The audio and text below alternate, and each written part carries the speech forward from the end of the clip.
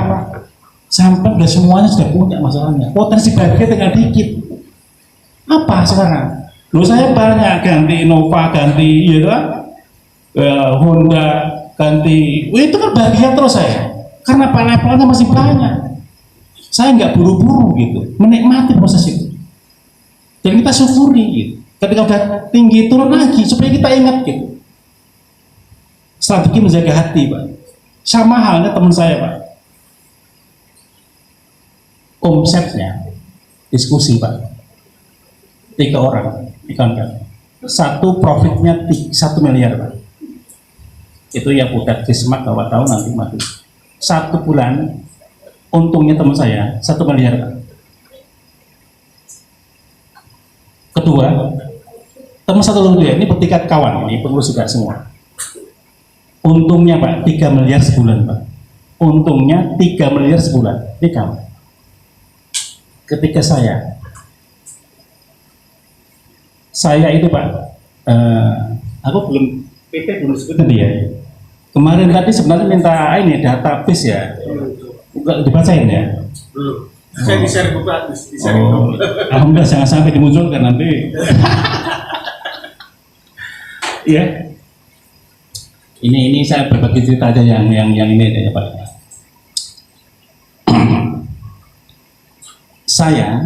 Bapak, saya di PT Agro Taman Susah Pak, perusahaan distribusi, Pak. Ya, sudah 2 tahun lebih dikit. Rugi saya Pak 3 miliar Pak. Rugi saya 3 miliar. Oleh sama teman Pak, satu untuk 1 miliar sebulan. Ya, satu lagi untungnya sebulan Bapak ini Pak 3 miliar. Ketika saya bangga juga loh, saya minus 3 miliar itu bangga saya 3 miliar minus. Kebahagiaannya beda nanti. Bahagia saya ketika minusnya berkurang, awalnya 3 miliar, besok 2,9. Itu kebahagiaan saya. Ketika minusnya berkurang, itu kebahagiaan saya. Lu sampean nih, untungnya kurang dikit, sedih. Dulu berapa profit? 3 miliar, sekarang wah turun 2,5. Beda. Itu kejadian teman saya juga sama. Omset berapa? Sekian, sekarang turun.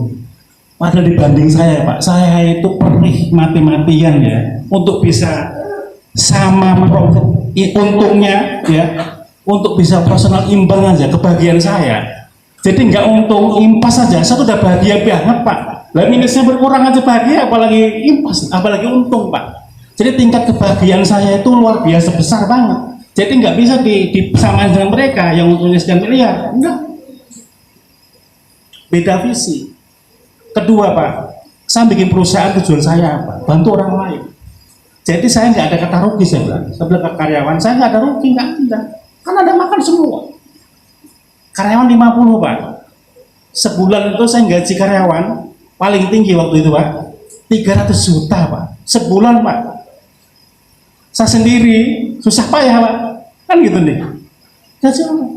Tapi kebahagiaan saya di situ ketika berbagi. Kasihan 50 orang, kalau kali 5 berapa Pak? Saya menghidupi 250 orang setiap bulan selama 2 tahun. Karena pandemi berkurang tinggal 25 karyawan. Itu kehidupan. Tapi semua saya sandarkan untuk bantu orang lain. Supaya apa Pak? Saya nggak takut dengan rugi. Bapak tahu Aqua itu perlu waktu kurang lebih 5 tahun untuk bisa. Jadi dia ruginya 5 tahun Pak. Ruginya 5 tahun. Grup Astra Pak, Grup Astra itu yang bagian perkebunan. Dia rugi 15 tahun Pak dalam bisnis. Ruginya 15 tahun. Baru tahun ke-16 baru untung Pak. Ya, kalau kita bicara visi-visi ke depan Pak, hidup itu proses. Tidak ada yang tidak terjadi. Tidak ada. Kalau Bapak tahu, kalau kenapa saya di asosiasi tetap semangat Pak. Kalau kita baca kisahnya Pak, pendirinya negara Singapura, Lee Kuan Yew, itu untuk mengubah Singapura Pak perlu waktu 35 tahun. Jadi jangan sampai kita merasa begini-begini aja sudah pengen sukses. Nggak ada yang semua tiba-tiba jadi, nggak ada. Itu Pak.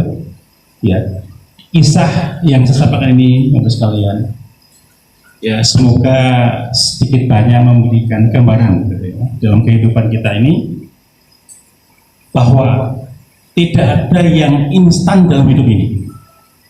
Ya, hatta mie instan pun kalau kita masak perlu proses. Padahal namanya mie instan loh itu. Itu nggak instan juga hasilnya, perlu waktu. Artinya Anda tidak bisa, ya kita ini semuanya ingin sesuatu tiba jadi nggak ada. Perlu proses yang panjang. Itulah kalau kita bisa nikmati Pak, luar biasa kenikmatannya. Kalau Bapak Ibu sekalian yang sudah sepuh-sepuh, ya sudah mungkin apa ya, orang tua kita dulu, mbah kita dulu Pak. Kalau kita ngobrol cerita, mesti menceritakan zaman dulu le. Saya jangan perang dengan mbah saya, dengan Jepang begini, dengan Belanda begini. Saya nggak makan 3 hari 3 malam, bisa hidup saya. Coba. Kenapa hal dulu waktu kejadian Pak, itu siapa ya Pak? Nggak mungkin mau ngelakuin gitu loh. Setelah berjalan Pak, itu kebahagiaan dia Pak.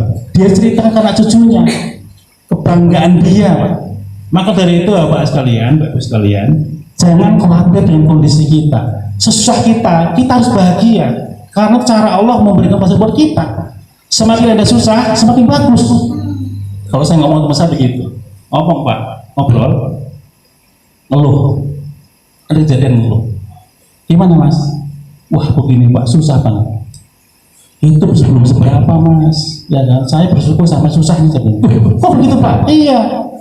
Semua itu orang itu kalau nggak susah, ya tidak ada tantangan, hidup itu apa? Orang hebat itu ketika berlayar Pak, pelaut itu hebat. Kenapa? Banyak tantangannya. Kalau Anda dalam hidup ini biasa-biasa saja, pertanyaan Pak, Anda mau jadi apa? Hidup itu tantangan. Hidup itu perlu proses yang panjang. Maka kalau saya Pak, kalau tidak ada orang yang kerjain, saya nggak kerjakan. Kalau orang mengerjakan dan itu sulit, saya kerjakan Pak. Jangan jadi orang biasa saja, harus jadi orang yang luar biasa Pak. Hidup sekali harus jadi orang yang sangat bermanfaat orang lain. Maksimalkan posisi kita apapun itu. Apalagi kita sudah tua, waktu kita pendek Pak. Apa yang kita punya kita berikan. Maka di sini Abu Rafa, saya senang kalau dia bilang berbagi Pak. Karena intinya hidup itu sebenarnya. Kita apa, memberi manfaat apa bagi orang lain Pak? Kalau berapa yang bermanfaat orang lain apa? Kita semuanya apa? Bertanya dengan kita. Apa yang kita bisa berikan? Pertanyaannya itu.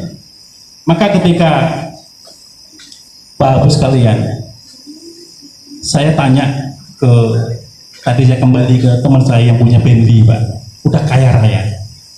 Akhirnya seperti itu. Ya. Kalau saya Pak, saya bilang ke teman saya sudah memposisikan, walaupun saya masih seperti ini, maksud saya, tapi saya memposisikan, saya merasa sudah seperti Anda. Jadi kita sudah merasa orang kaya itu kan mental Pak, bukan mental kaya yang penting Pak. Mentalnya, miskin juga sama. Kadang-kadang tuh orang kaya tuh mentalnya miskin Pak. Banyak, maka kaya atau miskin sebenarnya soal mental, mindset pikiran kita. Tak tanya begini, ada kejadian, saya punya teman Pak, punya perusahaan Pak, perusahaan baja di Tangerang. Mobilnya Mercy 2 Pak, mobilnya Mercy, UMB, itu banyak mobil. Saya ngobrol Mas, yang paling banyak, sama kan di perumahan mewah Pak itu Pak, yang paling banyak membantu masjid ketika membangun masjid itu berapa? Bilang dia berharap 400 juta. Di tempat saya itu paling banyak bantu masjid 400 juta. Mas bilang itu, saya itu ini yang beli diri ya di masjid saya. Oh di sini ada tetangga saya Pak. Ini Pak Sarmadi itu istrinya Ummu Zahra ya. Oh Abu Yusa ya. Mungkin kalau ibu tahu istrinya beliau itu tentara. Saya baru tahu ternyata tetangga saya, maka nggak enak saya ngomong begini kan. Beliau tahu saya susahnya kayak gimana kan. Kaget nih, pemateri bukan, saya mau cuma ini aja, saya bilang gitu kan. Nggak pernah saya memateri kan.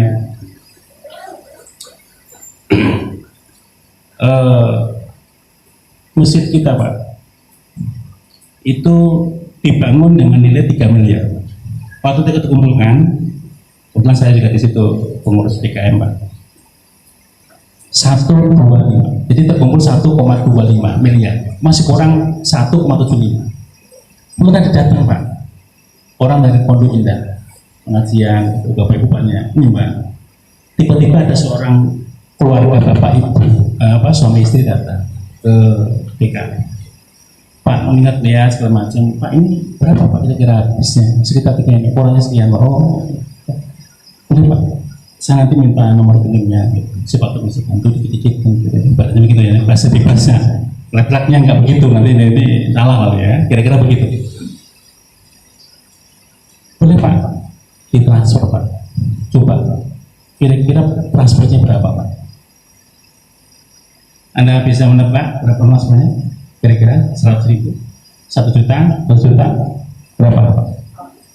Siapa yang di sini nggak berapa? Menebaknya berapa? 1 miliar. Ini jangan mati, nggak tahu kayak gitu, nggak tahu juga ya. Berapa tebaknya? Oh, kurangnya yang itu ya enggak lah ya.